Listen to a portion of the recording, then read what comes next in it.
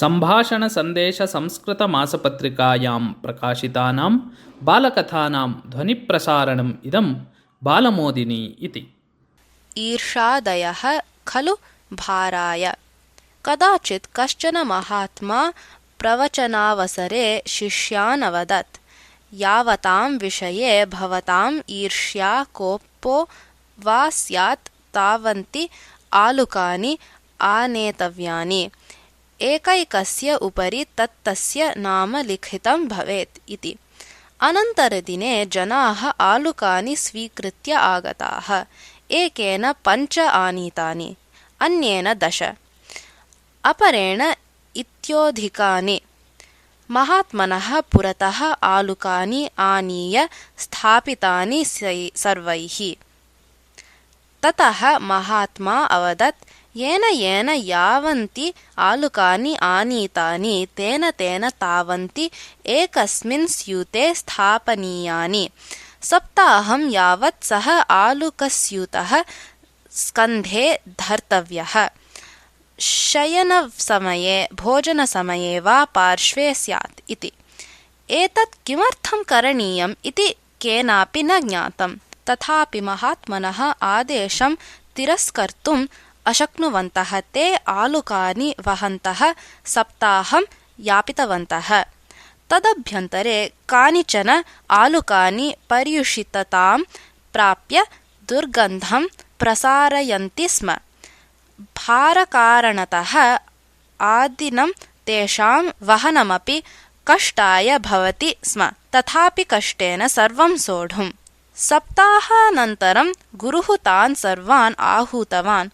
आलुकस्यूतान् मम पुरतः स्थापयन्तु भवन्तः इति अवदत् च। गुरुणा यथा उक्तं तथैव कृतवन्तः सर्वे। आलुकस्यूतः स्कन्धात् अपगतः इत्यतः नितरां सन्तुष्टाः आसन् ते। गुरुः तान् अवदत्, सप्ताहात्मककालावधौ आलुकानां वहनं भाराय अभवत्। तेभ्यः यः दुर्गन्धः निस्सरति स्म स तु असह्यः आसीत्।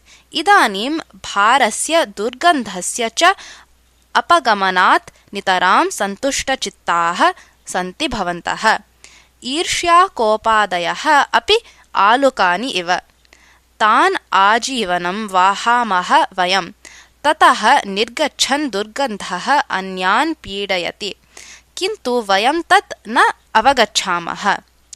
यदि ते त्यज्येरन् तर्हि आलुकत्यागादिव महती सन्तृप्तिः भवेत्। यदि शक्यं तर्हि सर्वान् प्रीत्या पश्यत।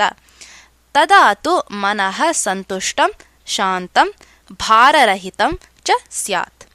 ईर्ष्यादेशादिकं परित्यक्तं चेत् जीवनं स्वच्छं निर्मलं च स्यात्।